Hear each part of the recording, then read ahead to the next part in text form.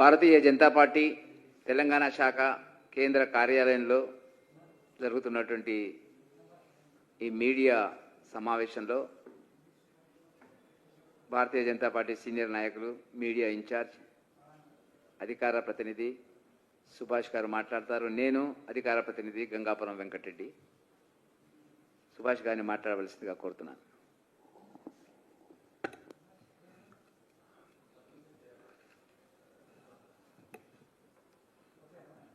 అందరికీ నమస్కారం. ఈరోజు భారతీయ జనతా పార్టీ రాష్ట్ర కార్యాలయంలో మీ అందరికీ స్వాగతం పలుకుతూ 50 సంవత్సరాల కింద 25 జూన్ 1975లో ఎమర్జెన్సీ విధించిన సంగతి మనందరికీ కూడా తెలిసిన విషయమే. ఒక కోర్టు తీర్పులో ఆనాటి ప్రధానమంత్రి గారు శ్రీమతి ఇందిరాగాంధీ గారు వారి మీద అలహాబాద్ కోర్టు నుంచి ఒక తీర్పు వచ్చిన సందర్భంలో ఆ తీర్పును వ్యతిరేకిస్తూ రాజ్యాంగాన్ని మొత్తాన్ని, న్యాయ వ్యవస్థను తన గుప్పిట్లో పెట్టుకున్నందుకు రాత్రికి రాత్రే ఎమర్జెన్సీ విధిన సందర్భాన్ని కూడా మనందరం కూడా గుర్తు చేసుకోవాల్సిన అవసరం ఉంది. ఎందుకంటే ఆ రోజు ఉన్న పరిస్థితుల్లో ఇందిరాగాంధీ గారి మీద అనేకమైన వ్యతిరేక కార్యక్రమాలు ప్రతిపక్షాలు చేస్తుంటే ఆ కార్యక్రమాలను ఒక సవాలుగా కోర్టులో, అలహాబాద్ కోర్టులో తీర్పు వచ్చిన దానికి ప్రతిరూపంగా, ప్రతీకారంగా రాజ్యాంగాన్ని మొత్తం గుప్పిట్లో పెట్టుకొని ఇదే ఒక దేశ చరిత్రలో చీకటి రోజు అని చెప్పి కూడా ఈ సందర్భంగా మనందరం కూడా గుర్తు చేసుకోవాల్సిన అవసరం ఉంది. ఇందిరాగాంధీ గారు రాజ్యాంగం మీద ప్రమాణం చేసి రెండోసారి ప్రధానమంత్రి అయిన తర్వాత కూడా పదవీ వ్యామోహంతో ఈ యొక్క ప్రతిపక్షాలను అంతమొందించాలని చెప్పి ఒక డిక్టేటర్షిప్ విధానంలో ఆ రోజు విధించిన ఈ యొక్క ఎమర్జెన్సీ విధి విధానాలను ఈ యొక్క తరం వారికి మొత్తం చెప్పాలని చెప్పి కేంద్ర పార్టీ నుంచి రాష్ట్ర పార్టీ వరకు ప్రతి ఒక్కరు కూడా ప్రతి ఒక్క జిల్లాకి వెళ్ళి ఒక రౌండ్ టేబుల్ కాన్ఫరెన్స్, ఆ తర్వాత ప్రెస్ కాన్ఫరెన్స్లో పెట్టి కాంగ్రెస్ పార్టీకి అధికారం వస్తే ఏ విధంగా తుంగలో తొక్కుతుంది, ఈ యొక్క ఎమర్జెన్సీ విధి విధానాలను ఏ విధంగా మరి గుప్పిట్లో పెట్టుకొని రాజ్యాంగాన్ని, పత్రికా స్వేచ్ఛను, ఇటు ప్రభుత్వాన్ని, ఇటు ప్రజా వ్యతిరేక దినాలను, ప్రతిపక్షాలను అందరిని కూడా చేతిలో పెట్టుకొని తాను ఉన్నంతకాలం తాను, తన కుటుంబం మరి అధికారంలో ఉండాలని చెప్పి ఆ విధంగా ముందుకు పోయిన సందర్భాలు కూడా చూస్తున్నాం. మీసా చట్టం వాటి కింద అసలు ఎవరు మాట్లాడాల్సిన, ఎవరైనా మాట్లాడినా కూడా వారిని జైల్లో తీసుకుపోయిన సందర్భాలు కూడా చూసినాం మనం.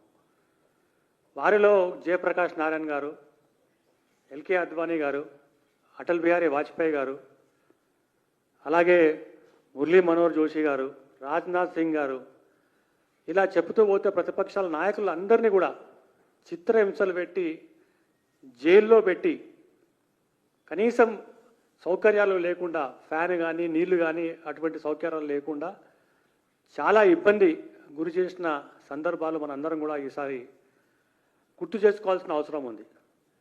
తెలంగాణ రాష్ట్రం నుంచి బండా దత్తాత్రేయ గారు, వెంకయ్యనాయుడు గారిని, అలాగే జూపూడి యజ్ఞనారాయణ, జంగారెడ్డి గారిని, ఇంద్రసేన్ రెడ్డి గారిని, పివి చలపతిరావు గారిని, ఇటువంటి వాళ్ళని కూడా ఇంకా అనేక మంది సామాన్య కార్యకర్తల దగ్గర నుంచి నాయకులను కూడా ప్రతి రాష్ట్రంలో ప్రతిపక్షాలు ఎవరున్నా కూడా వారు మాట్లాడొద్దు, మాట్లాడితే మీకు మీసా చట్టం వర్తిస్తుందని చెప్పి జైల్లో పెట్టిన అనేకమైన అంశాలు ఈరోజు ఎగ్జిబిషన్ ద్వారా, సోషల్ మీడియా ద్వారా, మరి మీడియా ద్వారా అందరికీ ఈరోజు భారతీయ జనతా పార్టీ చెప్పుకుంటున్న సందర్భాలు కూడా మనం చూస్తున్నాం. కాంగ్రెస్ పార్టీలో అనేక మంది పెద్ద నాయకులు, కమలాపతి త్రిపాఠి గారు, ఎన్డి తివారీ గారు, ఇటువంటి నాయకులు మన రాష్ట్రం నుంచి శ్రీ పివి నరసింహారావు గారు, జలగం వెంగళరావు గారు, చెన్నారెడ్డి గారు, ఇంకా నీలం సంజీవ్ రెడ్డి గారు, ఇటువంటి నాయకుల సలహాలు కూడా తీసుకోకుండా ఈ ఎమర్జెన్సీల విధి విధానాలను కనుక రూపొందిస్తే మన దేశ భవిష్యత్తు, పత్రికా స్వేచ్ఛ, మన రాజ్యాంగాన్ని తుంగలో తొక్కుతున్నామని చెప్తే వారి మాటలు కూడా పక్కన పెట్టి ఎమర్జెన్సీ విధించిన సందర్భాలు ఈరోజు చాలా బాధాకరమైన విషయం. ఒక చిన్న ఉదాహరణ చెప్తే చాలా బాధేస్తుంది. రాజ్నాథ్ సింగ్ గారు ఆ రోజు జైల్లో ఉన్నప్పుడు వారి తల్లి మరి అంత్యక్రియలు పోవాలంటే కూడా కనీసం పర్మిషన్ కూడా ఇవ్వలేదు. ఇది రాజ్నాథ్ సింగ్ గారు పదే పదే చెప్పిన సందర్భాలు కూడా చూస్తున్నాం. చాలా బాధేస్తున్నాను. ఇటువంటిది 20 అంటే ఆల్మోస్ట్ ఒక 21 months ఈ దేశంలో ఎటువంటి స్వేచ్ఛ లేకుండా, ఎటువంటి ప్రజల సమస్యలను కూడా మొత్తం పక్కన పెట్టి కేవలం ఏకైక లక్ష్యం తన అధికారంలో ఉండాలని చెప్పి ప్రతి అసమ్మతి ఏదైతే ఉందో వారి మొత్తం ఏంటంటే గొంతు నొక్కి ఒక భావజాలాన్ని, జాతీయ వ్యతిరేక భావజాలాన్ని ముద్ర వేసిన ఇందిరాగాంధీ కాంగ్రెస్ పార్టీ ఈరోజు ఏం సమాధానం చెప్తుంది? ముఖ్యంగా కాంగ్రెస్ పార్టీ రాహుల్ గాంధీ గారు. ఆ సమయంలో నరేంద్ర మోదీ గారు ఒక సామాన్య కార్యకర్త. వారిలాగా అనేక మంది, లక్షలాది మంది కార్యకర్తలు జనసంఘ్లో, అటు ఏబీవీపీలో, ఇటు ఆర్ఎస్ఎస్లో, ఇటు భారతీయ జనతా పార్టీలో, అంటే ఇటువంటి ఏంటంటే పార్టీలో రాత్రికి రాత్రి అనేకమైన కరపత్రాలు తీసుకొచ్చి గల్లీ దగ్గర నుంచి ప్రతి ఏంటంటే గ్రామంలో వాళ్ళకి ఎంత అందుబాటులో ఉన్న వాళ్ళందరికీ కూడా ఈ ఎమర్జెన్సీ వల్ల మనం ఏ విధంగా నష్టపోతున్నాం, దేశ భవిష్యత్తు ఏ విధంగా నష్టపోతుంది, పత్రికా స్వేచ్ఛ ఏ విధంగా నష్టపోతుంది, రాజ్యాంగం అనే దాని మీద విలువ లేకపోతుంది అని వారి మీద కూడా ఈ యొక్క మీసా చట్టం ఈరోజు మనం ఎక్కడికన్నా పోతే ఆ ఎమర్జెన్సీలో పాల్పడిన వాళ్ళు, ఆ చిత్రహింసలు పడిన వాళ్ళు చాలా ఏంటంటే వయోవృద్ధులు వచ్చి నిజంగా చెప్తుంటే చాలా ఏంటంటే బాధేస్తుంది అన్నాడు.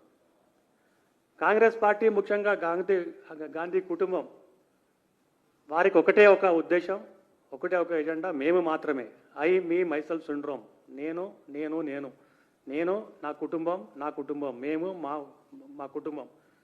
ఇది తప్పితే ఒక భావన, ఒక స్పష్టమైన ప్రజా తీర్పు ఇవాళ మోదీ గారు 3వసారి ప్రధానమంత్రి అయిన తర్వాత కూడా ప్రజా తీర్పును వ్యతిరేకిస్తూ ప్రజాస్వామ్య సంక్షోభం అని చెప్పి మరి రాహుల్ గాంధీ ఎప్పుడు కూడా సంఖలో ఈ యొక్క రాజ్యాంగాన్ని పుస్తకం పెట్టుకొని ప్రజాస్వామ్య సంక్షోభం అని చెప్పి పోతుంటే ఈ ఎమర్జెన్సీ విధి విధానాలను ఏ విధంగా సమర్థిస్తారో వ్యతిరేకిస్తారో కాంగ్రెస్ పార్టీ చెప్పాల్సిన అవసరం ఉంది. ఇవాళ జయరాం రమేష్ గారు ఒక స్టేట్మెంట్ ఇచ్చినారు. కాంగ్రెస్ పార్టీ సీనియర్ నాయకులు ఎమర్జెన్సీ గురించి మాట్లాడలేదు. 11 సంవత్సరాలు మోదీ గారు ప్రభుత్వం వచ్చిన తర్వాత ఎమర్జెన్సీ విధించినారని.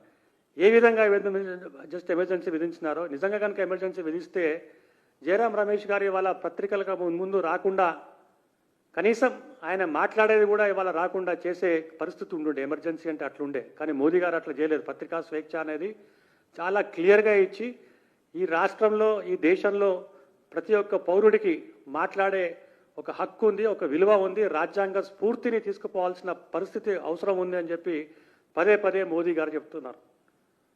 ఈ యొక్క చీకటి రోజు అంటారు ఎమర్జెన్సీ రోజు అంటే. ఈ చీకటి అధ్యాయాన్ని దేశ ప్రజలు ఎప్పుడు కూడా మర్చిపోలేరు. భారతీయ జనతా పార్టీ ఈ యొక్క దేశంలో ప్రతి ఒక్కరికి రాబోయే కాల ఎవరైతే పిల్లలు ఉన్నారో, ఏంటంటే భవిష్యత్తులో వారందరికీ కూడా జూన్ 25 అంటే చీకటి రోజు, ప్రజాస్వామ్యాన్ని హత్య చేసిన రోజు, సంవిధానిక హత్య అని చెప్పి ఈ యొక్క అంశాన్ని ముందుకు తీసుకుపోతున్నారని చెప్పి ఈ సందర్భంగా తెలియజేస్తున్నాం. అలాగే 25, 26, 27 జూన్లో ఈ రాష్ట్రంలో నాయకుల దగ్గర నుంచి మొదలుకొని మా కార్యకర్తలు అందరూ కూడా ప్రతి ఒక్క గ్రామంలో వెళ్ళి ఫోటో ఎగ్జిబిషన్తో పాటు ఈ యొక్క ఎమర్జెన్సీ చీకటి రోజులను మరొకసారి గుర్తు చేసుకోవాల్సిన అవసరాన్ని మేము ఒక అభియాన్ సందర్భంగా ఘనంగా నిర్వహిస్తున్నారని చెప్పి కూడా ఈ సందర్భంగా చెప్తున్నాం. ఇవాళ ఇంకొక ఏంటంటే ముఖ్యమైన మనకు రోజు అంటే రాజ్యాంగం గురించి మాట్లాడుతున్నాం కనుక, ఈ యొక్క న్యాయ వ్యవస్థను గురించి మాట్లాడుతున్నాం కనుక, అలహాబాద్ తీర్పును వ్యతిరేకిస్తూ ఆ రోజు కాంగ్రెస్ పార్టీ అధ్యక్షురాలైన ఇందిరాగాంధీ ఎమర్జెన్సీ పెట్టిన సందర్భాల్లో ఈరోజు స్థానిక సంస్థల ఎన్నికలు వచ్చే 3 నెలల లోపట, అంటే సెప్టెంబర్ 30 లోపట ఈ యొక్క ఎన్నికలు నిర్వహించాలని చెప్పి జస్టిస్ మాధవి దేవి గారు ఇచ్చిన తీర్పును భారతీయ జనతా పార్టీ స్వాగతిస్తుంది. భారతీయ జనతా పార్టీ ఎప్పటి నుంచో చెప్తుంది, స్థానిక సంస్థల ఎన్నికలు నిర్వహించండి. ఎందుకంటే ఫిబ్రవరి 1, 2024 నుంచి సర్పంచులు లేరు, గత 6 నెలల నుంచి ఎంపీటీసీలు జెడ్పీటీసీలు లేరు. ఈ యొక్క ఎన్నికలు కనుక నిర్వహిస్తే ఎవరు గెలిచినా కూడా కేంద్ర ప్రభుత్వం నుంచి వచ్చే పథకాలు, ముఖ్యంగా ఈ యొక్క సర్పంచ్లకు వచ్చే ఏదైతే బడ్జెట్ ఉందో గత 2 సంవత్సరాల నుంచి రావడం లేదు, తద్వారా గ్రామ అభివృద్ధి చెందుతలేదు అనే దాని మీద మేము ఎప్పటి నుంచో పోరాటం చేస్తున్నాం. సుమారు 2,500 కోట్ల రూపాయలు ఈరోజు గ్రామ పంచాయతీలకు రావాల్సిన పరిస్థితి ఉంది. రేవంత్ రెడ్డి గారు ప్రభుత్వం ఎప్పుడు ఒకటే చెప్తుంటారు, గత ప్రభుత్వం అన్ని అప్పులు చేసిందని చెప్పి. ఈ అప్పుల సంగతి పక్కన పెట్టినా కూడా కనీసం కేంద్ర ప్రభుత్వం నుంచి వచ్చే నిధులు, ఏ ప్రభుత్వం ఉన్నా, ఏ పార్టీ ఉన్నా, అధికారంలో ఉన్నా, వారికి డైరెక్ట్గా వచ్చే బెనిఫిట్స్, ఈ యొక్క లోకల్ బాడీ ఎన్నికలు మీరు ఎందుకు నిర్వహిస్తలేరు అని చెప్పి మేము అడుగుతుంటే దాని గురించి ఏ ఒక్క మంత్రి కూడా ఇంతవరకు స్పందించలేదు. ఇవాళ మనం చెప్తుంటాం, ప్రపంచం లోపట్నే అతిపెద్ద ప్రజాస్వామ్యం భారతదేశం అని, వరల్డ్స్ లార్జెస్ట్ డెమోక్రసీ అంటాం. అంటే ఓటు అనేది చాలా క్లియర్గా ప్రతి ఒక్కరు కూడా వాళ్ళకి ఇష్టమైన పార్టీకు, ఇష్టమైన వ్యక్తికి ఓటేసి తమ గ్రామ అభివృద్ధి చెందాలని చెప్పి పదే పదే చాలామంది ముందుకు వస్తున్న సందర్భంలో ఈరోజు ఈ యొక్క తీర్పు వల్ల కాంగ్రెస్ పార్టీకు చెంపదెబ్బ. మళ్ళా దాంట్లో మొత్తం వెతుక్కొని, లోపాలు కనుక మొత్తం వెతుక్కొని దాన్ని వాయిదా వేసే పద్ధతి చేయొద్దని చెప్పి భారతీయ జనతా పార్టీ డిమాండ్ చేస్తుంది. మీరే చెప్తుంటారు, కేంద్ర ప్రభుత్వం నుంచి నిధులు వస్తలేవో, మోదీ గారు ప్రభుత్వం ఎప్పుడు కూడా తెలంగాణకు అన్యాయం చేస్తుంది, వేరే రాష్ట్రాలకు భారతీయ జనతా పార్టీ ఎన్డీఏ ప్రభుత్వం అధికారంలో ఉన్న వారికి అనేకమైన నిధులు, అనేకమైన అభివృద్ధి కార్యక్రమాలు చేస్తుంది అనే దాని మీద మీరు ఎప్పుడు ఏంటంటే మాట్లాడుతుంటారు. కానీ ఈరోజు ఈ యొక్క ఎన్నికలు జరపాల్సిన బాధ్యత, అవసరాన్ని భారతీయ జనతా పార్టీ గుర్తు చేస్తుంది. మీకు ఓటమి భయం ఉంది రేవంత్ రెడ్డి గారికి, ఎందుకంటే టీపీసీసీ ప్రెసిడెంట్గా ఉన్నప్పుడు అనేక సందర్భాల్లో మేము అధికారంలో వచ్చిన తర్వాత అనేకమైన అభివృద్ధి కార్యక్రమాలు చేస్తామని చెప్పి ఓ స్కీమ్స్ పెట్టినాడు, ఇంకేమో పెట్టినాడు, వాయిదాలు పెట్టినాడు, ఇంకా గ్యారంటీస్ అని పెట్టినాడు. ఇవన్నీ అయిపోయిన తర్వాత కుర్చీ మీద కూర్చున్న తర్వాత అసలు సంగతి బయటపడింది. లంక బిందెలు అందుకున్నాను, ఇక్కడ ఎంతో డబ్బులు ఉన్నాయని అనుకున్నాను, కానీ ఇన్ని అప్పులు తీసుకొచ్చినారని చెప్పి మేము ఎప్పుడు ఊహించలేదని చెప్పి పదే పదే తెలంగాణ మొత్తం ప్రజలను అవమానం చేసే పరిస్థితి రేవంత్ రెడ్డి గారు తీసుకొచ్చినారని చెప్పి కూడా భారతీయ జనతా పార్టీ ప్రజలకు గుర్తు చేస్తుంది. ఢిల్లీలో పోయి ఒక సంస్థకు, మీడియాకు ఇంటర్వ్యూ ఇచ్చుకుంటా, మేము ఎక్కడ పోయినా కూడా డబ్బులు వస్తలేవు, మేము ఎక్కడ పోయినా కూడా ఎవరు మాకు అప్పు ఇస్తలేరు, నన్ను ముక్కలు ముక్కలు చేసినా కూడా ₹1 కూడా రాదు, ఈ యొక్క అభివృద్ధి కార్యక్రమాలకు కేంద్ర ప్రభుత్వం నిధులు ఇవ్వాలని చెప్పి డైరెక్ట్గా మోదీ గారి ప్రభుత్వాన్ని, భారతీయ జనతా పార్టీ నాయకులను మరి ఎన్నోసార్లు అవమానపరిచి అటువంటి రీతిలో ఈ యొక్క తెలంగాణ ప్రజానీకాన్ని అవమానించపరిచిన సందర్భాలు కూడా మనం అందరం కూడా చూసినాం. మీకు ఎప్పుడు కూడా భారతీయ జనతా పార్టీ నాయకుడు ఒకతను అడిగినారు, మరి అప్పులు చేస్తున్నారు కదా, మరి ఎక్కడికి వెళ్ళి పట్టుకొస్తారు మీరు అధికారంలో వస్తే? మాకు వనరులు సృష్టించే అనేకమైన మేధావులు మా కాంగ్రెస్ పార్టీలో ఉన్నారు, ఒక్కసారి మేము అధికారంలో వచ్చిన తర్వాత ఎన్నో వనరులు పట్టుకొస్తామని చెప్పిన మీరు ఈరోజు దాటవేసే ప్రక్రియను చూస్తుంటే ప్రజలందరూ కూడా నవ్వుకుంటున్నారు. మీకు ఇప్పుడు కిస్సా కుర్చీకా అంటారు, మీకు ఆ కుర్చీ మీద భయం వేస్తున్నాడు. ఒక దిక్కేమో ఖమ్మం బ్యాచ్, ఒక దిక్కేమో నల్గొండ బ్యాచ్. ఎప్పుడెప్పుడు రేవంత్ రెడ్డి గారి కుర్చీని తీసి మేము ఏంటంటే కూర్చుందామని చెప్పి చాలా ఆలోచన విధి విధానంతో ముందుకెళ్తున్నారు. ఎందుకంటే వచ్చే ఎన్నికల్లో కాంగ్రెస్ పార్టీ ఎట్లా చేసినా కూడా, ఏం చేసినా కూడా, సర్కస్ చేసినా, జిమ్మిక్ చేసినా, జిమ్నాజం చేసినా కూడా కాంగ్రెస్ పార్టీ తెలంగాణలో రాదు. కనీసం మేము ఒక 6 నెలలకో 3 నెలలకో ముఖ్యమంత్రి కావాలని చెప్పి ఒక ఖమ్మం బ్యాచ్, నల్గొండ బ్యాచ్ రేవంత్ రెడ్డి గారిని కేవలం ఒక రబ్బర్ స్టాంపుగా, ఒక జస్ట్ ఒక ముఖ్యమంత్రిగా కీలుబొమ్మగా చేస్తున్నారని చెప్పి కూడా ప్రజలందరూ కూడా చూస్తున్నారు. మొన్న ఈ యొక్క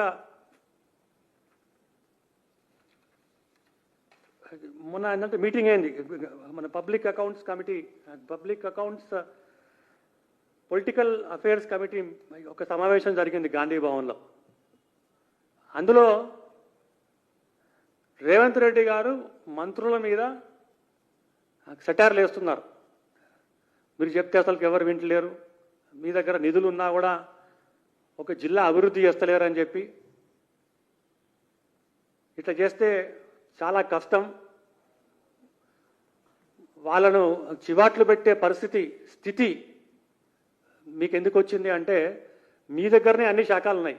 మున్సిపల్ అడ్మినిస్ట్రేషన్ మీరే, ఎడ్యుకేషన్ మీరే, హోమ్ మీరే. మరి ఎవరికైనా ఈ యొక్క మంత్రి శాఖలు కనుక ఇస్తే నా కొంప ఎప్పుడు ముంచుతారో, నన్ను ఎప్పుడు బదనాం చేస్తారో అని చెప్పి మీరే పెట్టుకుంటే మరి అభివృద్ధి కార్యక్రమాలు ఎట్లా జరుగుతాయి? మంత్రులు సీఎం మాట వింటలేరు, అధికారులు మంత్రుల మాట వింటలేరు, సీఎం మాట వింటలేరు. ప్రజలు ఎమ్మెల్యే దగ్గర, ఎంపీ దగ్గరకు వస్తే మేమేం చేయాలి, రేవంత్ రెడ్డి గారు అంటే మొత్తం తప్పు చేసిండు, అమలుగానే హామీలు ఇచ్చిండు, ఆ హామీల వల్ల మేము ఇవాళ చాలా ఇబ్బంది పడుతున్నాం, మీతో ఏంటంటే చివాట్లు తింటున్నామంటే ఒక కోఆర్డినేషన్ అనేది ఈ యొక్క రేవంత్ రెడ్డి గారి ప్రభుత్వంలో లేదు. అసలు కారణం ఈ యొక్క స్థానిక సంస్థల ఎన్నికలు పోస్ట్పోన్ చేయడానికి కారణం ఇదే. ఎప్పుడైతే ఎన్నికలు పెడతారో ఎటు ఏంటంటే భారతీయ జనతా పార్టీ అధికారంలో వస్తుంది. ఎందుకంటే వాళ్ళకు ఆర్గనైజేషన్ కెపాసిటీ ఉంది, ఆల్రెడీ కంప్లీట్గా వాళ్ళు గ్రౌండ్ వర్క్ చేసుకున్నారు. అటు సర్పంచ్ ఎన్నికలు వచ్చినా, జెడ్పీటీ వచ్చినా, ఎంపీటీసీ వచ్చినా భారతీయ జనతా పార్టీ వారికి ఉన్న ఈ యొక్క ఆర్గనైజేషన్ కెపాసిటీ వల్ల వాళ్ళు ఏంటంటే గెలుస్తారని చెప్పి ఈ యొక్క ఎన్నికలను వాయిదా వేసే ప్రక్రియను మొదలుపెట్టినారు. ఇవాళ మీకు చెంప చెల్లుమన్నట్టు హైకోర్టు నుంచి ఈ యొక్క ఏదైతే మొత్తం జడ్జిమెంట్ వచ్చిందో 3 నెలల లోపట్నే ఈ యొక్క ఎన్నికల ప్రక్రియ మొదలు పెట్టాలి, కంప్లీట్ చేయాలని చెప్పి ఇచ్చిన దానికి భారతీయ జనతా పార్టీ స్వాగతిస్తుంది. మీరు ఎప్పుడు ఎన్నికలు పెట్టినా కూడా, ఎప్పుడు ఏంటంటే బై ఎలక్షన్స్ పెట్టినా కూడా, ఎక్కడ ఎన్నికలు పెట్టినా కూడా భారతీయ జనతా పార్టీ చెందిన వ్యక్తులు కానివ్వండి, మా యొక్క నాయకులు కానివ్వండి, మా కార్యకర్తలు కానివ్వండి, ఎప్పుడెప్పుడా అని చెప్పి చూస్తున్నారు. ఎందుకంటే మేము మొత్తం రెడీ అయి ఉన్నాం, ఆర్గనైజేషన్ కెపాసిటీ మాకు చాలా క్లియర్గా ఉంది. పంచాయతీలుగా మీరు ఎన్నికలు పెట్టుకోండి, ఏ ఎన్నికలు పెట్టినా కూడా మేము రెడీ ఉన్నాం అని చెప్పి కూడా ఈ సందర్భంగా తెలియజేస్తూ, మళ్ళా ఈ యొక్క జడ్జిమెంట్లో తూట్లు పొడిసే ప్రక్రియను మొదలు పెట్టకుండా ఈ జడ్జిమెంట్ను అమలు చేయాలని చెప్పి భారతీయ జనతా పార్టీ డిమాండ్ చేస్తుంది. ఒక 3 నెలల్లో పట్నే ఈ ఎన్నికలు మొత్తం కంప్లీట్ చేసి కేంద్రం నుంచి వచ్చే నిధుల వల్ల తెలంగాణ రాష్ట్ర అభివృద్ధి చెందాలని చెప్పి ఆకాంక్షిస్తూ మరి మరొకసారి ఈ యొక్క ఎన్నికలను కూడా స్వాగతిస్తూ ఈ యొక్క సమావేశాన్ని ముగిస్తున్నాం. నేను మాట్లాడుతున్నాను. చెప్పండి. ఈ ఎమర్జెన్సీకి సంబంధించి ఒక 2 విషయాలు మీతో పంచుకుంటాను. 1975 జూన్ ఎమర్జెన్సీ నాటికి నేను గవర్నమెంట్ డిగ్రీ కాలేజీ ఆర్మూర్లో పనిచేస్తున్నా, లెక్చరర్గా పనిచేస్తున్నా. ఎంత భయంకరమైన రోజు అంటే ఆ రోజు జలగా వెంగళరావు గారు కాంగ్రెస్ ముఖ్యమంత్రిగా ఉన్నారు. ఇక్కడ హిందూ పేపరు మామూలుగా ఆ రోజు Hindu paper front page black, ఏముండదు వార్త. అది పరిస్థితి. రాజనారాయణ అనేటువంటి ఒక వ్యక్తి, ఇందిరాగాంధీ మీద ఓడిపోయినటువంటి వ్యక్తి, కోర్టులో కేసు వేస్తే అలహాబాద్ కోర్టు ఇచ్చినటువంటి తీర్పు ఏంటంటే మీ ఎన్నిక అక్రమాలు చేసినారు, ఎన్నిక చెల్లనేరదు అని ఇచ్చినటువంటి దాన్ని తట్టుకోలేక దేశం మొత్తంలో పౌర హక్కులను స్తంభింపజేసి, ఇప్పుడు సుభాష్ గారు చెప్పినట్టుగా అనేక మందిని అరాచకంగా అరెస్ట్ చేసి, నేను ఎందుకంటే అప్పటికి నేను ఆలోచనా పరువుని కాబట్టి ఆలోచిస్తున్నటువంటి కాలం లోపల అనేక మందిని జైల్లో కుక్కినటువంటి సందర్భం అనేటువంటిది కాంగ్రెస్ చేసినటువంటిది. ఇవాళ భారతీయ జనతా పార్టీ దీన్ని ఎందుకు ముందుకు తీసుకుపోతుందంటే 50 సంవత్సరాలు గడిచిన తర్వాత, ఇప్పుడు మాలాంటి తరం అయిన తర్వాత అది ఎవరికి తెలియదు, పుస్తకాలు చదివితే మాత్రమే తెలుస్తుంది. కాబట్టి వచ్చే యువతకి, యువతీ యువకులకి కాంగ్రెస్ యొక్క నైజమేంది, మాకు అధికారం ఇస్తే ఏం చేస్తాం. ఎందుకంటే సంజయ్ గాంధీ గారు, ఇందిరాగాంధీ గారి కొడుకు ఢిల్లీలో జరిగినటువంటి దురాగతాలు, అన్ని ఇండ్లను ఊలగొట్టడం, రోడ్డు వైడనింగ్ అనేటువంటి గ్రౌండ్ పెట్టుకొని బలవంతపు కుటుంబ నియంత్రణలు చేసినటువంటి పరిస్థితి సంజయ్ గాంధీ గారి. అది అంత క్రూరమైన మనస్తత్వం కలిగిన నాయకత్వం ఉన్నటువంటి కాంగ్రెస్ పార్టీ చేసినటువంటి అనేక అంశాలు, అనేక పుంకాలుగా వచ్చినటువంటి పరిస్థితి మనం గమనించడం జరుగుతుంది.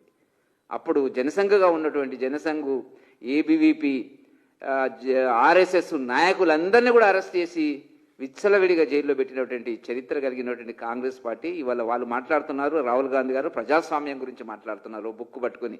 ఆ బుక్కుల పేజీలు ఉన్నాయో లేదో నాకు తెలియదు, కానీ ఇది ఉన్నటువంటి పరిస్థితి. ఇది తెలంగాణ సమాజానికి తెలియాలనే ఒక ఉద్దేశం చేతనే ఈ కార్యక్రమం పెట్టడం జరిగింది. మీడియా మిత్రులందరూ కూడా కృతజ్ఞతలు. Thank you.